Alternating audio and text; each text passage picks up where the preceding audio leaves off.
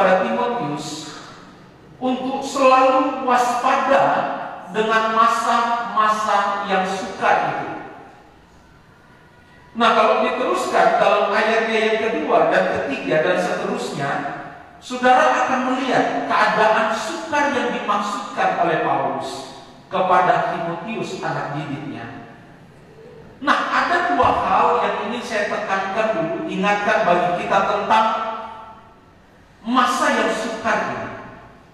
Yang pertama, Paulus berbicara tentang masa yang sukar. Bisa jadi yang Paulus maksudkan adalah masa-masa di mana orang Kristen, pengikut Kristus, anak-anak Tuhan mengalami aniaya, mengalami penderitaan oleh sebab mempertahankan iman Kristen mereka. Atau masa sukar yang dimaksudkan Paulus bisa mungkin gangguan-gangguan tentang keamanan yang akan dialami oleh banyak anak-anak Tuhan, baik di zaman Timotius melayani sampai hari-hari akhir gereja Tuhan hari-hari ini. Jadi ini masih sangat relevan untuk kita bahas hari demi hari. Jadi pesan Paulus kepada Timotius masih sangat up to date untuk kita bisa merenungkan ini setiap hari dalam kehidupan kita. Nah, masa yang sukar bisa jadi bahwa masa-masa yang kita sedang jalani hari-hari ini, contohnya, siapa pernah menyangka akhir 2019 ada COVID? Tidak pernah timbul dalam pikiran kita. Dan sampai tahun 2020 ini COVID belum kunjung selesai. Coba siapa di antara kita yang pernah membayangkan ini sebelumnya? Jadi masa yang sukar bisa juga berbicara tentang sakit penyakit yang akan timbul, yang akan muncul di akhir zaman atas dunia ini. Nah, COVID termasuk salah satu hal yang ada di depan mata saudara dan saya. Siapa yang tidak terdampak dengan penyakit ini? Semua kita terdampak, mengalami dampak dari penyakit ini. Dan dengan penyakit ini kita bisa melihat bahwa manusia itu selangkah dengan maut kalau nggak jaga kesehatan, kalau tidak mengikuti protokol yang baik. Selangkah dengan maut. Jangankan jemaat, jangankan orang di luar sana, pendeta saja kalau nggak hati-hati lewat. Dosen saya minggu kemarin, 2-3 hari kemarin lewat gara-gara COVID. Ada sehat-sehat, tahu-tahu kabar masuk rumah sakit, nggak hitung 2-3 hari, dipanggil pulang ke rumah Tuhan. Ayo coba Bapak Ibu kita renungkan keadaan hari-hari ini. Di antara kita hari ini tidak pernah bermimpi bahwa kita akan mengalami masa-masa yang seperti sekarang ini. Belum lagi keadaan politik, belum lagi keadaan ekonomi. Kalau kita bahas ini nggak selesai-selesai Bapak Ibu. Namun yang pasti bahwa Alkitab nggak pernah salah dalam menyampaikan apa dan bagaimana dunia ini ke depan. Alkitab nggak pernah salah. Jadi jangan pernah ragu tentang keabsahan Alkitab, jangan pernah ragu tentang kebenaran di dalam Alkitab, karena semuanya sumbernya itu datang dari Tuhan.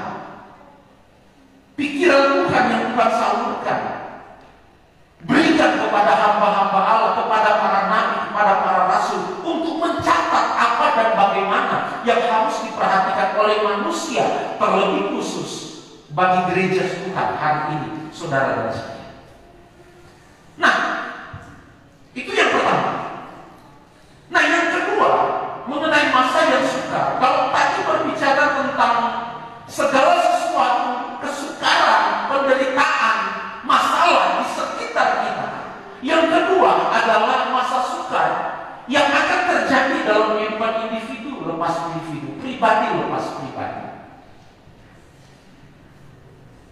Itu jelas dikatakan oleh Paulus kepada Timotius, manusia akan mencintai dirinya sendiri. Sampai di situ dulu. Kalimat itu aja. Kalimat itu aja. Kita jangan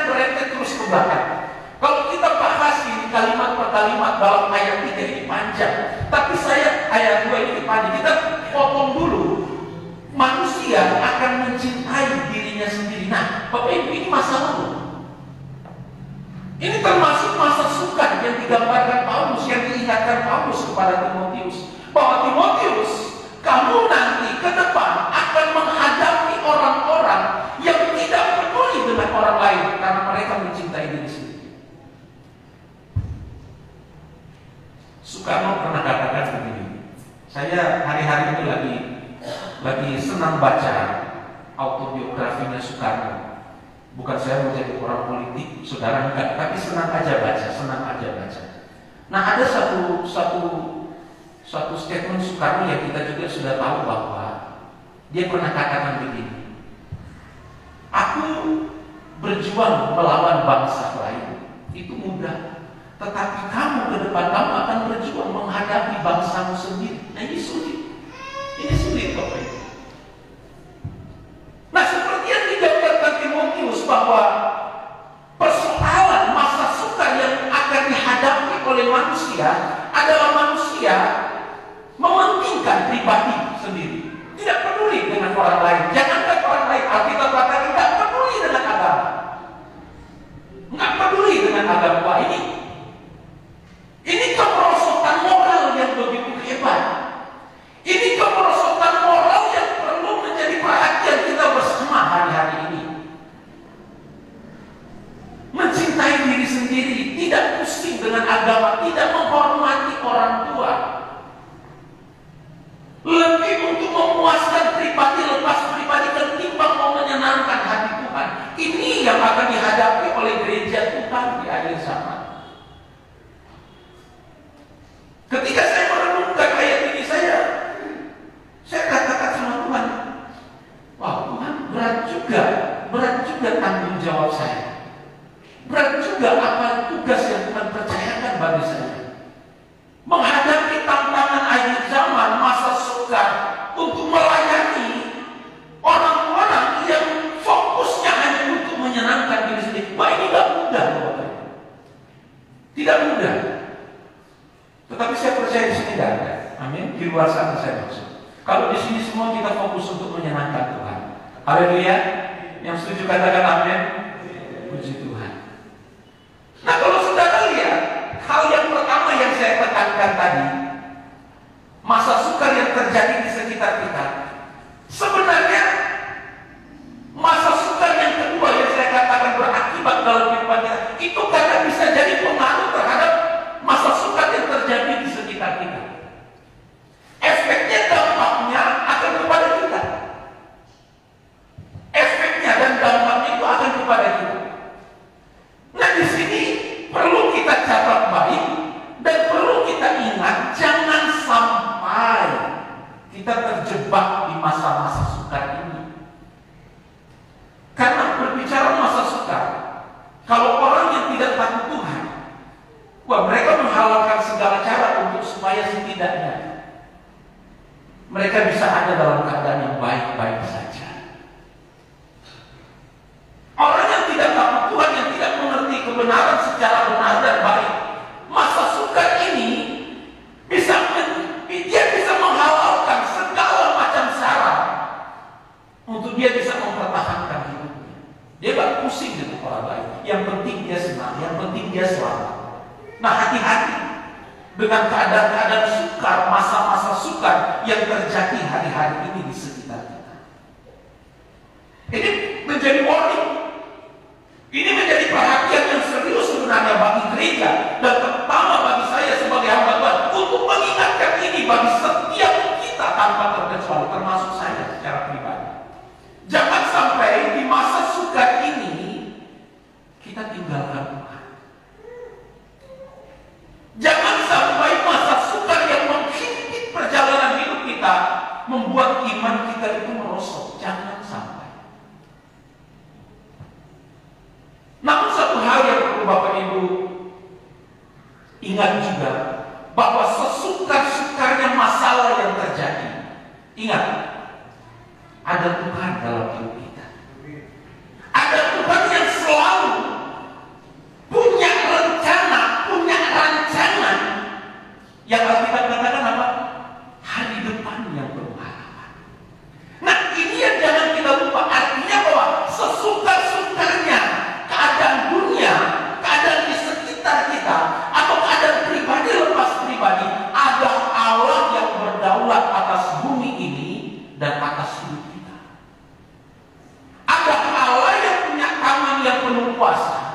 di mana di kedua tangan Allah ini sumber segala sesuatu, itu menjadi bagian atas gereja yang benar-benar sungguh takut akan Tuhan. Artinya apa Bapak Ibu? Saya mau katakan begini. Silakan masa atau keadaan ini bisa sulit, silakan. Karena kita nggak punya kekuatan apapun untuk membendung masa sulit ini. Tidak bisa.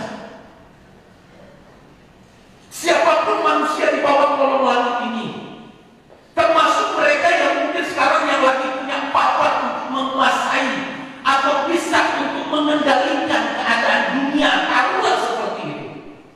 Siapapun ya, saya mau katakan nggak bisa membendung keadaan sukar yang akan dialami oleh dunia ke depan. Kenapa? Karena memang sejak Lucifer itu dicampakkan atas dunia ini dan manusia jatuh atas dosa, Allah sudah katakan bahwa dunia ini terkutuk, terlaknat.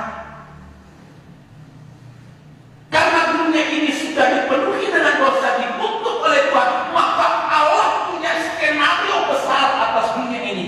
Dunia ini harus di bumi hanguskan ke depan. Harus. Agaknya ekstrim ya Bapak Ibu dengar ya. Tapi ya ini firman Tuhan. Kenapa dunia ini akan di bumi hanguskan, akan menjadi lautan api kata Alkitab? Karena memang Tuhan menyiapkan suatu bumi yang baru, langit yang baru. Di sana terdapat kebenaran, damai dan sejahtera, sukacita yang dikerjakan oleh Roh Kudus, di mana kita nanti akan menempati. Jadi Bapak Ibu jemaat yang diberkati Tuhan, satu hal yang perlu saudara pahami bahwa tadi saya katakan sesulit-sulitnya hari ini, sesuka-sukanya keadaan ekonomi saudara dan saya, Allah tetap berdaulat, Allah tetap punya rancangan yang indah, Allah tetap punya kontrol yang dahsyat dalam kehidupan setiap kita anak-anak Tuhan. Allah mengontrol segala sesuatu. Nah, kalau saudara ingat dalam kitab Yeremia misalnya, dalam perjanjian melalui Yeremia, Allah katakan begini dalam pasal 29 ayatnya yang ke-11. Sebab aku ini mengetahui rancangan-rancangan apa yang ada padamu. Sampai di situ dulu kalimat yang perlu kita persoalkan. Saudara tahu, Yeremia, Allah melalui Yeremia, Allah katakan begini. Israel, kalian tuh gak usah hirau dengan apa yang terjadi. Sebab aku ini tahu apa yang sedang aku izinkan terjadi atas engkau. Allah berbicara kepada Yeremia untuk bangsa Israel. Nah, termasuk bagi kita. Kira-kira dalam bahasa yang sederhana saya mengatakan begini. Saudara tetap beraktivitas seperti biasa. Saudara tetap bertanggung jawab dengan segenap hidup kita di hadapan Tuhan. Bekerja semaksimal mungkin. Segala perkara di luar kita yang terjadi masa sulit, tekanan ekonomi, apapun yang terjadi, tidak usah jadikan itu sebagai perhatian yang utama. Karena Tuhan tahu apa yang sedang Dia rancangkan atas dunia ini, termasuk bagi saudara dan saya. Tidak perlu khawatir. Sebab aku ini mengetahui rancangan-rancangan apa yang ada padamu mengenai kamu. Demikian firman Tuhan. Nah, rancangan apa yang ada pada Tuhan? Ayat ini dikatakan rancangan damai sejahtera dan bukan kecelakaan. Boleh katakan amin? Damai sejahtera loh Bapak Ibu, bukan kecelakaan. Jadi artinya apa? Saya menangkap ada suatu pesan indah dari Tuhan bagi kita semua. Kalau rancangan Allah bagi gereja adalah damai sejahtera dan bukan kecelakaan, lalu ngapain saudara pusing dengan keadaan dunia? Ayo. Kenapa ini menjadi suatu hal merintang untuk kita nggak bisa eksis, maju, bekerja dan menyenangkan hati Tuhan? Kalau memang Tuhan merancangkan damai dan sejahtera serta hati depan, bukan kecelakaan, kenapa kita harus bimbang? Kenapa kita harus ragu, khawatir dengan keadaan dunia ini? Tugas kita tetap bertanggung jawab dengan hidup dan hidup yang menyenangkan hati Tuhan. Nah, kalau saya bandingkan dengan apa yang dikatakan Paulus. Kalau saya bandingkan perkataan Tuhan kepada Yeremia dengan apa yang dikatakan oleh Paulus dalam Roma pasal 8 ayat 28, kita tahu sekarang bahwa Allah turut bekerja dalam segala sesuatu untuk mendatangkan kebaikan bagi mereka yang mengasihi Dia. Coba Bapak Ibu renungkan dua ayat ini. Sudah sangat cukup bagi saya untuk menjadi jaminan dan pengharapan untuk saya tidak ragu, untuk saya tidak gentar, untuk saya tidak takut untuk menghadapi apapun juga yang Tuhan kuaskan terjadi atas dunia. Mau sekalipun corona ini nggak kunjung selesai, saya nggak pernah khawatir, Bapak. Saya percaya tugas saya adalah mengikuti protokol kesehatan dengan baik, jaga kesehatan, jaga makan. Selebihnya Tuhan yang campur tangan dalam hidup saya. Selebihnya Tuhan yang campur tangan. Tugas kita mematuhi protokol. Tugas kita menjaga kesehatan. Tugas kita memperhatikan hidup ini supaya tetap terjaga sehat, kuat. Selanjutnya hal-hal yang tidak mampu untuk kita bendung, tidak mampu untuk kita buat, di situ Tuhan campur tangan. Karena Allah turut bekerja dalam segala sesuatu untuk mendatangkan kebaikan. Karena kita mengasihi Dia. Nah, Bapak Ibu, tadi saya katakan dari ayat-ayat yang saya tadi buka, angkat untuk kita renungkan, cukup meyakinkan kita bahwa Allah yang kita sembah adalah Allah yang bertanggung jawab dalam hidup kita. Kalau Allah sedemikian memperhatikan kita sampai sedetil mungkin, sekecil mungkin, kadang yang tidak kita pernah pikirkan itu Allah perhatikan. Sekarang kalau kita balik lagi ini, apa tanggung jawab kita untuk Tuhan? Karena kebanyakan kita orang Kristen ini berat sebelah, lebih banyak menuntut Tuhan ketimbang kita bertanya, Tuhan apa yang harus aku beri untuk menyenangkan hati? Kita harus jujur loh dalam hal ini. Kita kadang berat sebelah, kadang lebih banyak menuntut Tuhan, bahkan kadang kalau Tuhan tak jawab marah-marah lagi kita sama Tuhan.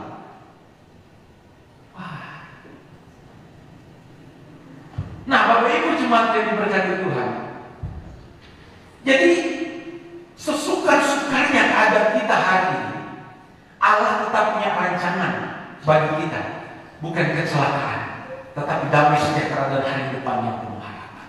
Nah, ini yang perlu kita garis bawahi.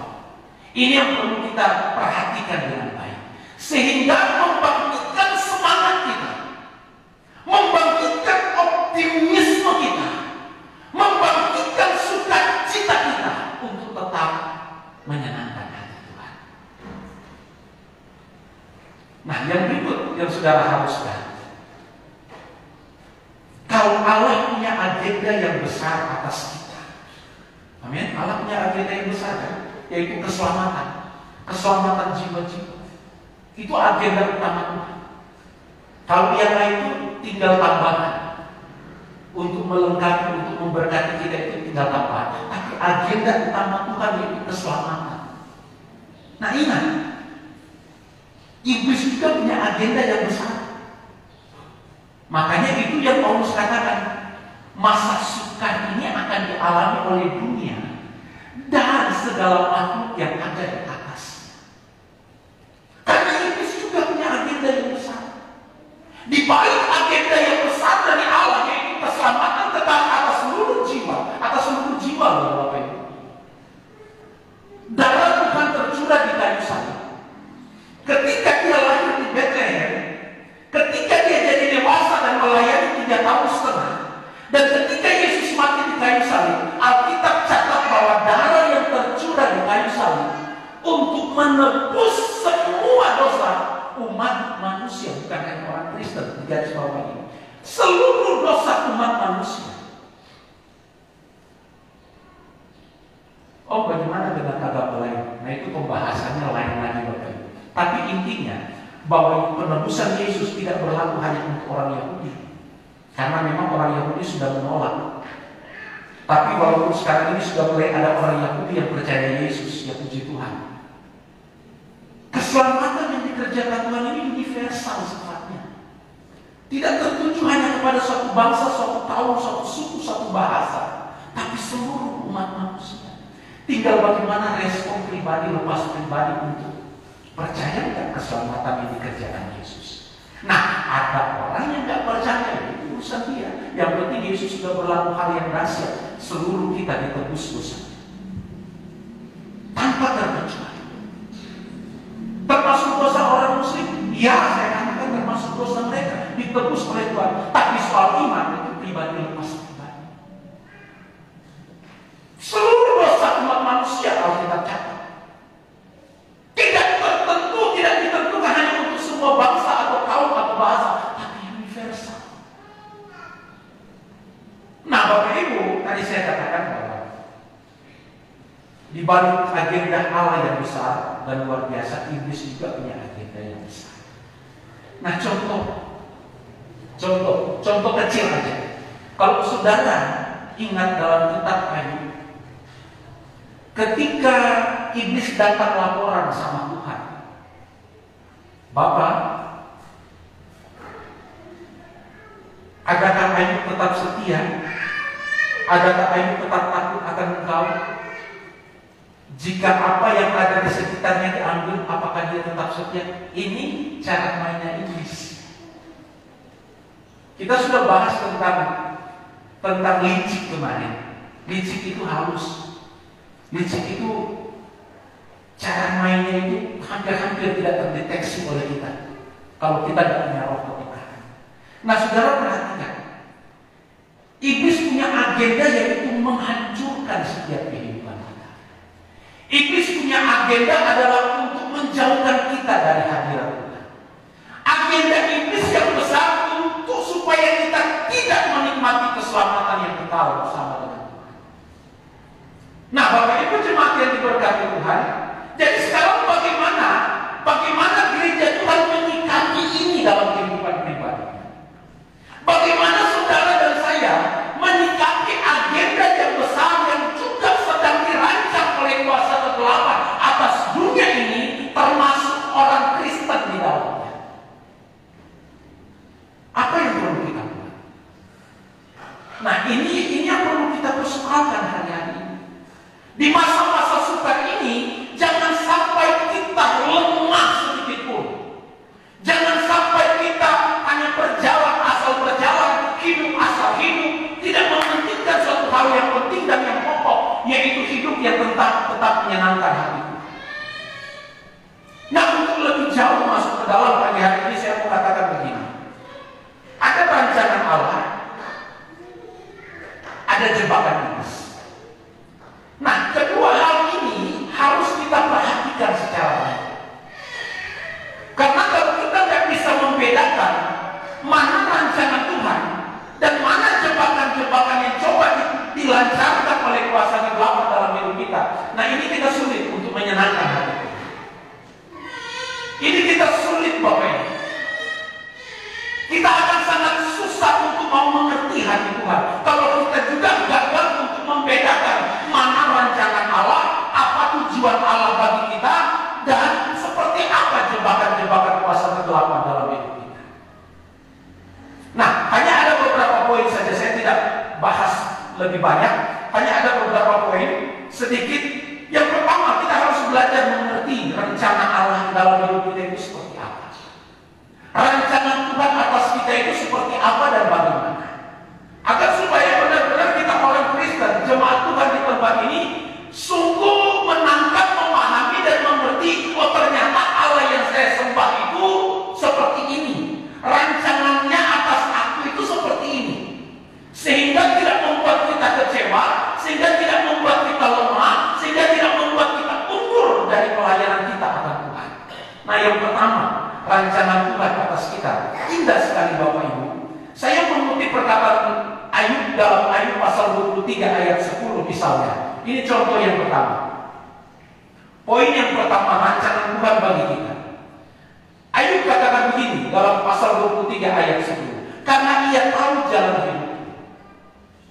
Seandainya ia memuji aku, kata Ayub, aku akan timbul seperti emas. tangkap dari ayat ini? Menyangkut berkaitan dengan rencana Allah yang indah bagi kita. Dari ayat ini saya menangkap poinnya begini Bapak. Dari ayat ini, rencana Allah bagi kita adalah Tuhan mau iman kita itu nggak stuck, nggak berhenti di situ. Enggak hanya seperti begitu aja, tapi iman kita Tuhan mau itu menanjak, naik. Ayo katakan, seandainya Dia menguji aku, satu keyakinan aku akan timbul seperti emas. Jadi di sini saya mengambil kesimpulan bahwa rencana atau keinginan Tuhan dalam hidup kita, di balik setiap persoalan atau masa sukar yang kita alami hari ini, Tuhan mau iman kita terus menanjak. Iman kita harus tertuju kepada Dia. Iman kita harus terus naik sampai sempurna. Sampai Tuhan panggil kita, iman kita tetap dahsyat di dalam Tuhan. Sekalipun Tuhan izinkan kita mengalami masa sukar. Nah, masa sukar ini, kalau kita tidak antisipasi dengan baik, tidak mengerti kebenaran Tuhan, tidak memahami skenario Tuhan yang benar, yang baik atas kita, kita bisa mempermasalahkan itu. Kita bisa salahkan Tuhan atas masa sukar. Bahkan masa sukar bisa membuat manusia, orang percaya itu mundur dari Tuhan. Karena dia selalu menuntut, Tuhan kenapa kok begini? Tuhan kok kenapa begitu? Ini orang-orang Kristen yang tidak mengerti rencana Tuhan. Orang Kristen yang tidak mengerti rencana Tuhan, salah satu cirinya dia selalu menuntut. Dia selalu menuntut. Kalau Tuhan tidak jawab, dia ngamuk sama Tuhan.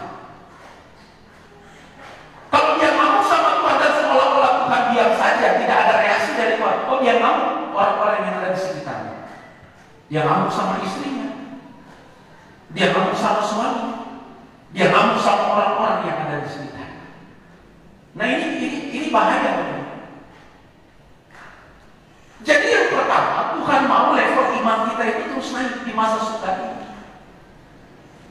Nah, kita harus bisa berkata seperti Ayub. Apapun yang Tuhan izinkan, seandainya Tuhan menguji aku hari ini, aku percaya di dalam ujian itu Tuhan punya maksud agar aku timbul seperti emas yang lain. Nah, kebetulan saya pernah untuk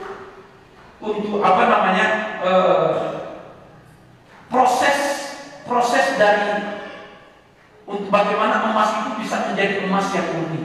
Mulai dari tambang, itu mulai dari tambang batu, campur tanah, campur pasir, campur lumpur, itu diolah sedemikian rupa sampai akhirnya diperas sampai tinggal dapat sari dari emas itu, tapi itu belum emas ternyata. Saya pikir waktu itu sudah emas, sudah bisa dijual, ternyata belum bisa dijual.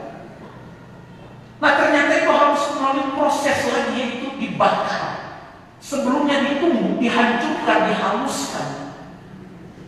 Dan setelah itu masuk dapur pembakaran. Nah, di situ kalau salah bakar juga, emasnya nggak timbul, yang timbul kuningan sama besi, sama tembaga. Jadi memang apinya harus pas, suhunya harus pas. Jangan sampai ada kotor lain lagi yang melengket di situ dan dibakar sedemikian rupa sampai emas itu muncul. Dan ketika dibakar, kalau pembakarannya tepat, di saat lagi bakar kita sudah bisa lihat kuningnya emas itu seperti apa. Indah sekali. Nah, saya pernah lihat itu sendiri. Saya pernah melakukan itu sendiri.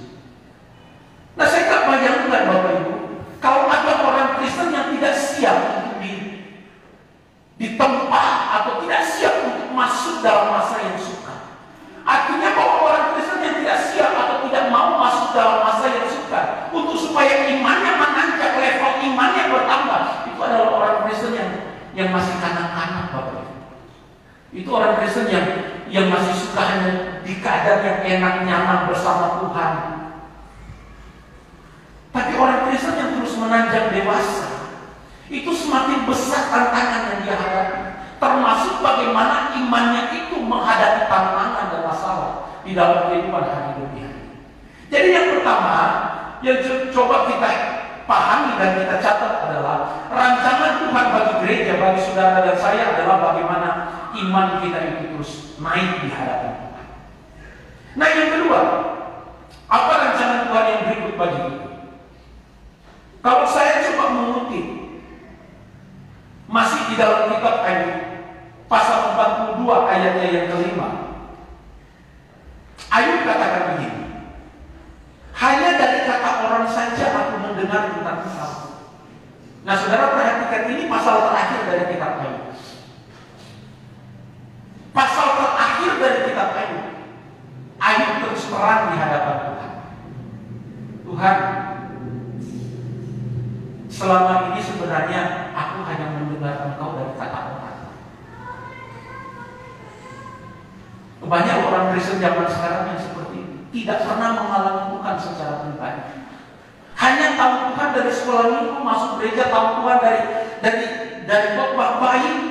Tetapi kalau kita nggak pernah mengalami Tuhan secara pribadi, sulit juga untuk kita bersaksi bahwa Tuhan itu baik. Ayub ngaku, Ayub terus terang, hanya dari kata orang saja aku mendengar tentang Engkau. Tapi sekarang,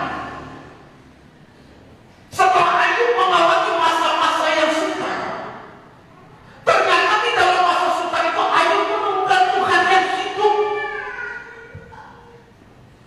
Jadi kalau ada kita hari ini menghadapi masa sukar, kalau ada kita hari ini mengalami masa-masa yang di luar jangkauan pikiran kita, coba belajar temukan Tuhan di dalamnya. Belajar temukan Tuhan di dalamnya. Jangan-jangan di dalam masalah itu Tuhan hendak mau menyatakan kuasanya dalam hidup kita.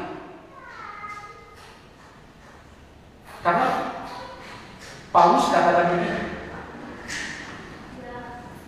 di saat Yesus katakan ini, bukan Paulus, Yesus katakan ini, di saat engkau lemah, disitulah kekuatan tanganku bekerja.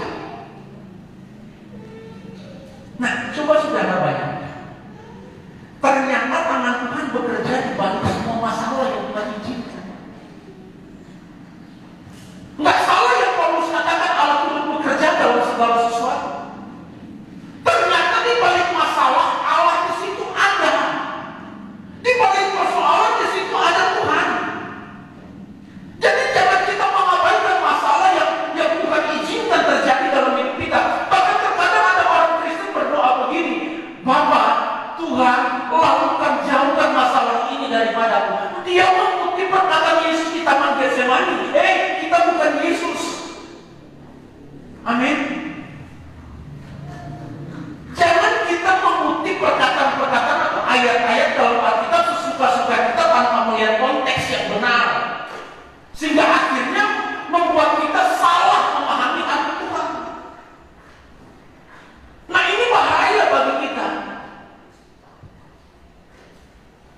Ayub katakan, tapi sekarang mataku sendiri memandang Engkau. Nah, Ayub memandang Tuhan itu di mana? Di dalam masalah yang dia sudah lewati. Ternyata di dalam masalah yang dia lewati di situ ada Tuhan. Jadi yang kedua yang ingin saya tekankan apa? Rancangan Allah, rencananya bagi kita. Yang pertama tadi ada supaya iman kita terus menanjak sekalipun di masa sukar. Yang kedua, sekalipun masa sukar, kita harus bisa mengalami pribadi Tuhan dalam hidup kita. Kita harus bisa mengalami pribadi Tuhan dalam hidup kita. Nah, sekarang coba kita lihat.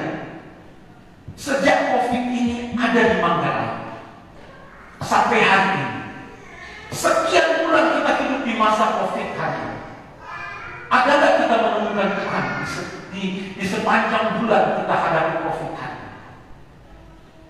Ada nggak saudara menemukan kuasa Tuhan bekerja di dalamnya, menyangkut pribadi lepas pribadi? Ada? Oh, kalau saya ada waktu itu. Kalau saya ada. Mungkin saudara bertanya, apa Om? Saudara bisa bayangkan, saya berinteraksi dengan banyak orang. Saya hamba Tuhan. Nggak mungkin, terkadang karena sudah terbiasa salaman. Di luar kita tanpa tahu orang itu dari mana-mana, kita udah salaman karena udah terbiasa salaman. Nanti sadar setelah salam Tuhan, jangan-jangan COVID kan? Jangan.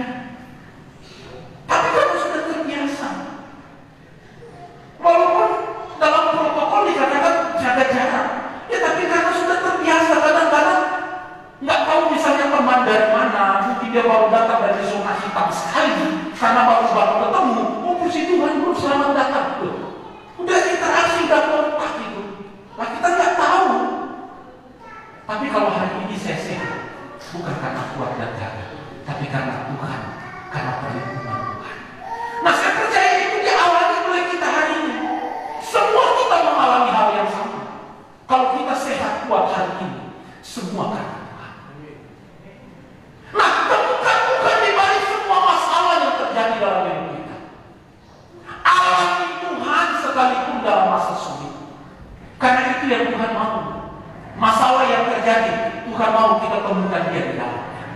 Tuhan bukan hanya ada di gedung gereja yang indah, yang mewah, yang megah, tapi terkadang Tuhan juga ada loh bagi orang-orang yang sengsara, orang-orang yang bercinta menghadapi masalah. Pribadi saya sendiri temukan Tuhan bukan ketika saya sedang ada di suatu tempat yang nyaman. Saya malah alami Tuhan secara pribadi itu di penjara. Saya alami Tuhan di tempat di mana bagi kebanyakan orang bahwa penjara itu adalah tempat untuk menampung orang-orang yang bermasalah dengan hukum benar. Tetapi bukannya di situ tak ada Tuhan, di situ ada Tuhan ternyata. Di situ saya alami lambatan Tuhan yang dahsyat, mengubah hidup saya sampai hari ini. Jadi apapun masalah, apapun tantangan di balik masa sukar hari ini, Tuhan mau rencananya, kerinduannya adalah kita menemukannya di dalam masalah. Nah, pertanyaan saudara bawa pulang setelah ini. Pertanyaan, masalah yang perlu kita renungkan. Sudahkah kita temukan Tuhan dalam masalah kita? Sudahkah kita mengalami Tuhan dalam masalah? Kalau belum, jangan marah Tuhan cepat-cepat. Jangan cepat-cepat marah Tuhan. Usahakan temukan Tuhan di dalam segala rencana. Saya pastikan saudara pasti temukan Tuhan. Asal saudara sungguh-sungguh mau benar-benar mau temukan Tuhan. Nah, yang berikut, kalau tadi saya coba untuk menguraikan bagaimana rencana Tuhan untuk kita.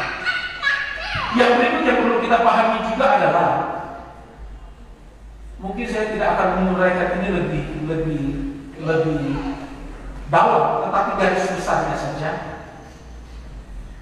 bahwa kalau tadi saya katakan di balik rencana Tuhan yang besar ada jebakan-jebakan yang iblis taruh atau tempatkan dalam perjalanan hidup kita.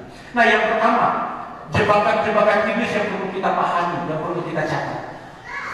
Injil Yohanes pasal 10 ayat 10, ayat yang sudah seringkali kita dengar. Alkitab katakan begini, pencuri datang hanya untuk mencuri dan membunuh dan membinasakan. Nah, kalau tadi rencana Tuhan atau keinginan Tuhan untuk iman kita menanjak di masa sukar, nah kebalikan dengan iblis. Di masa sukar ini, iblis mempergunakan masa sukar yang Tuhan izinkan kadang untuk membabat habis iman kita. Kalau sebisanya iman kita itu mati total. Pencuri datang hanya untuk mencuri dan membunuh dan membinasakan. Ini berbicara bagaimana sasaran iblis adalah mencuri hal-hal yang rohani dalam hidup kita. Hal-hal yang berkaitan dengan kuasa Tuhan dalam setiap kehidupan kita. Nah, itu sasaran iblis. Nah, yang pertama yang mau dicuri iblis apa? Damai sejahtera sukacita yang dikerjakan Roh Kudus dalam hidup kita. Hati-hati, jaga baik. Jangan sampai ini berhasil dicuri oleh iblis. Yang berikut menjadi sasaran iblis apa? Yaitu bagaimana kesetiaan kita coba untuk dihalangi oleh iblis. Nah, ini perlu kita hati-hati. Nah, kalau sukacita damai sejahtera dikerjakan Roh Allah dalam hidup kita dan kesetiaan kita sudah dicuri oleh iblis, otomatis iman kita pasti down. Iman kita pasti bermasalah di iman kita.